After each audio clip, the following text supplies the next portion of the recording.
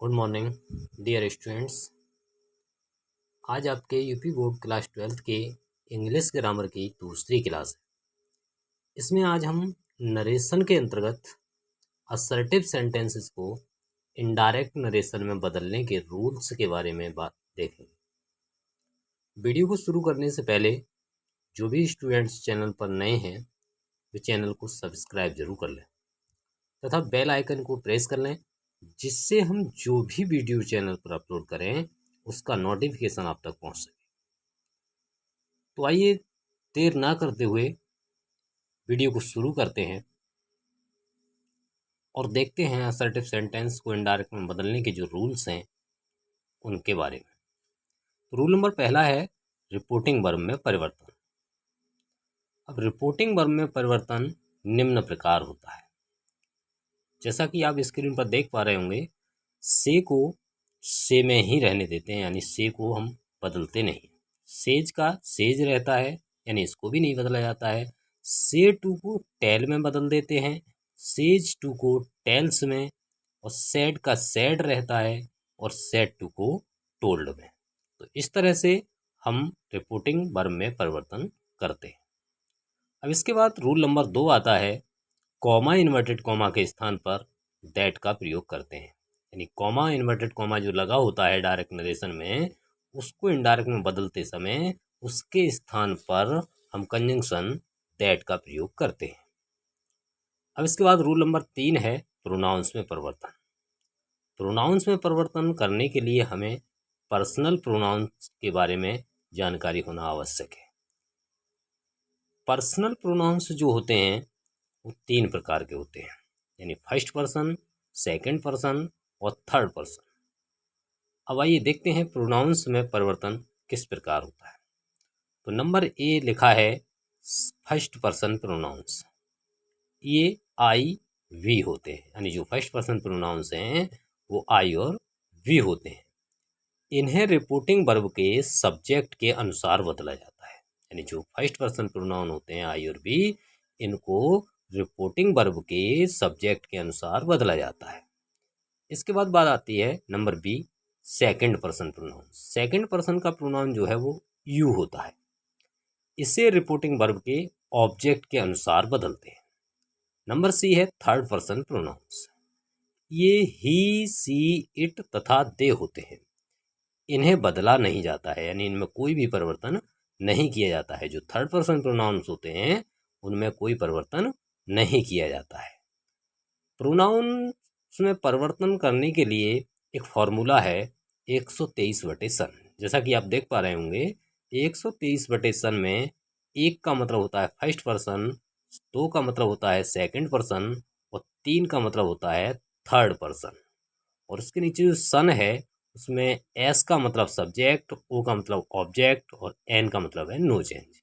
यानी first person pronoun subject के अनुसार, सेकंड पर्सन प्रोनाउन ऑब्जेक्ट के अनुसार और थर्ड पर्सन प्रोनाउन जो हैं वो नो चेंज रहते हैं, यानी इनमें कोई भी परिवर्तन नहीं किया जाता है। इस तरह से हमारा रूल नंबर 3 कंप्लीट हो गया, यानी प्रोनाउंस में परिवर्तन। इसके बाद रूल नंबर 3 के बाद जो रूल आता है, यानी रूल नंबर 4, वो है हमारा टेंस में परिवर्तन।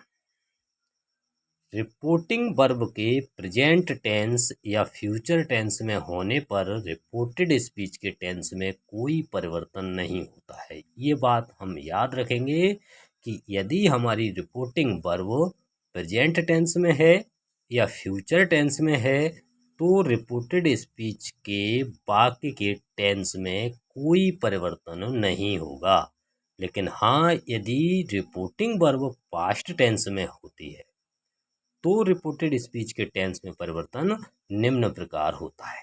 जैसा लिखा है, present indefinite past indefinite tense में बदल जाता है। प्रेजेंट कंटिन्यूअस को हम पास्ट कंटिन्यूअस में बदल देते हैं। प्रेजेंट परफेक्ट को पास्ट परफेक्ट में और प्रेजेंट परफेक्ट कंटिन्यूअस टेंस को पास्ट परफेक्ट कंटिन्यूअस टेंस में बदल देते हैं। यानी जितने भी हमारे प्रेजेंट टेंस हैं वो सारे पास्ट टेंस में चले जाते हैं। अब इसके बाद नंबर 5 है पास्ट इंडेफिनाइट टेंस।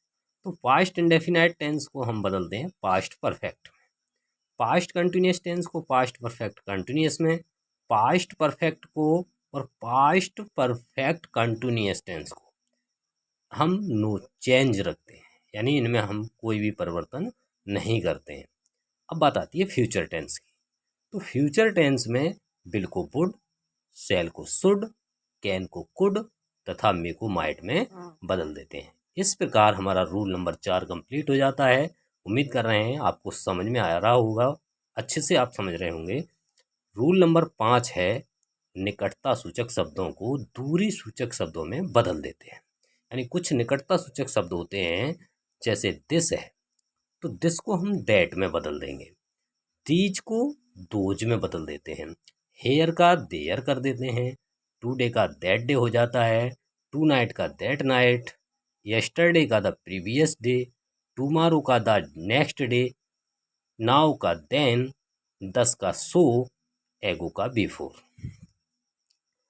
इसके बाद रूल नंबर आता है 6, जो अंतिम रूल नंबर है, यानी रूल नंबर 6।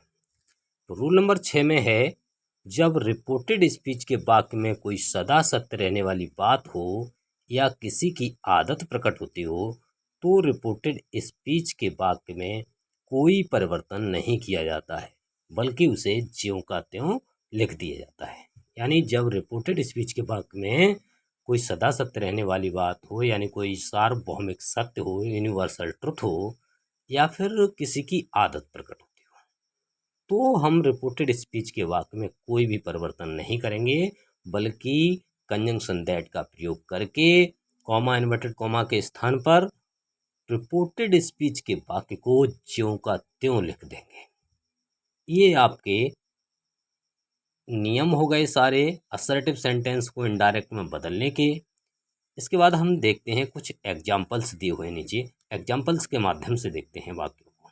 जैसे पहला एग्जाम्पल है Mohan said I do not tell a lie. Mohan said, said जो है वो हमारी रिपोर्टिंग वर्ब है, और रिपोर्टिंग वर्ब सेड को हम सेड में ही रखते हैं, यानी इसके बाद ऑब्जेक्ट नहीं है तो इसको हम नहीं बदलेंगे। तो सेड का सेड, कॉमा इन्वर्टेड कॉमा के स्थान पर दैट लगा देंगे। आई हमारा फर्स्ट पर्सन प्रोनाउन है, रिपोर्टिंग वर्ब के सब्जेक्ट के अनुसार चेंज होगा। सब्जेक्ट हमारा मोहन है, वो हमारा पुल्लिंग है, इसलिए इसके स्थान पर हम जो प्रोनाउन लेके आएंगे वो आएगा हमारा ही। डू नॉट को डिड नॉट में बदल देंगे, क्योंकि डू नॉट प्रेजेंट इंडेफिनाइट है और प्रेजेंट इंडेफिनाइट पास्ट इंडेफिनाइट में जाता है। पास्ट इंडेफिनाइट में हम डिड नॉट का प्रयोग करते हैं, तो डू नॉट की जगह डिड नॉट का प्रयोग करेंगे। उसके बाद टेल ए लाई। दूसरा वाक्य हमारा Ram says to me I have gone to Agra. अब सबसे पहला जो रूल है, यानी रिपोर्टिंग वर्ब में परिवर्तन। रिपोर्टिंग वर्ब हमारी है सेज टू, तो सेज टू के स्थान पर हम टेल्स का प्रयोग करेंगे। सेज टू को हम बदल देंगे किसमें, टेल्स में। और इसके बाद कॉमा इन्वर्टेड कॉमा के स्थान पर दैट लगा देंगे। आई फिर फर्स्ट पर्सन प्रोनाउन है, फर्स्ट पर्सन प्रोनाउन को हम सब्जेक्ट के अनुसार, यानी सब्जेक्ट हमारा अब राम है जो पुल्लिंग है, और उसके स्थान पर हम जो प्रोनाउन है वो लाएंगे ही। अब नियम नंबर जो चौथा है, यानी टेंस में परिवर्तन। अब इस वाक्य का टेंस नहीं बदला जाएगा, क्योंकि हमारी जो रिपोर्टिंग वर्ब है वो प्रेजेंट टेंस में है, और प्रेजेंट टेंस या फ्यूचर टेंस में रिपोर्टिंग वर्ब होने पर रिपोर्टेड स्पीच के वाक्य का टेंस नहीं बदला जाता है। तो हम ही के साथ फिर हैज का प्रयोग करेंगे, he has gone to Agra. आज देखते हैं अब वाक्य नंबर 3। तीसरा वाक्य हमारा the teacher said the earth is round. Teacher ने कहा कि पृथ्वी गोल है। द टीचर सेड, टीचर ने कहा द अर्थ इज राउंड, पृथ्वी गोल है। ये एक सार्वभौमिक सत्य है, यानी ये सदा सत्य रहने वाली बात है कि पृथ्वी गोल है, तो इसमें कोई परिवर्तन नहीं होगा। यानी रिपोर्टिंग वर्ब इसमें हमारी सेड है। द टीचर, सेड को सेड में ही रखते हैं, कॉमा इन्वर्टेड कॉमा के स्थान पर केवल कंजंक्शन दैट का प्रयोग करके पूरा वाक्य हम वैसे का वैसा ही लिख देंगे। अब आता है वाक्य number 4। Hari said to Ravi dogs bark at strangers. Hari ने रवि से कहा कुत्ते अजनबियों पर भौंकते हैं। तो इसमें जो सबसे पहला परिवर्तन है रिपोर्टिंग वर्ब में, तो रिपोर्टिंग वर्ब हमारी है सेड टू, तो सेड टू के स्थान पर हम कर देंगे टोल्ड, तो हो जाएगा हमारा Hari told Ravi. Comma inverted comma के स्थान पर दैट लगा देंगे। बाकी जो रिपोर्टेड स्पीच का वाक्य है वो ज्यों का त्यों लिख देंगे, क्योंकि डॉग्स बार्क एट स्ट्रेंजर, कुत्ते अजनबियों पर भौंकते हैं, ये उनकी आदत होती है, और जब किसी की आदत प्रकट होती है या फिर कोई सार्वभौमिक सत्य होता है, यानी कोई सदा सत्य रहने वाली बात होती है, तो रिपोर्टेड स्पीच के वाक्य में कोई परिवर्तन नहीं होता है। तो इस तरह से हमारा चौथा वाक्य हो गया। पांचवा है हमारा, he said to his mother, you wrote the letter yesterday. अब हम सेड टू को टोल्ड में चेंज कर देंगे, तो हमारा हो जाएगा he told his mother. Comma inverted comma के स्थान पर हमने दैट का प्रयोग कर दिया। अब यू जो है हमारा, वो है सेकंड पर्सन का प्रोनाउन। अब सेकंड पर्सन प्रोनाउन जो है वो रिपोर्टिंग वर्ब के ऑब्जेक्ट के अनुसार चेंज होता है, और रिपोर्टिंग वर्ब का जो ऑब्जेक्ट है हमारा वो है हिज मदर, यानी माँ, जो स्त्रीलिंग है।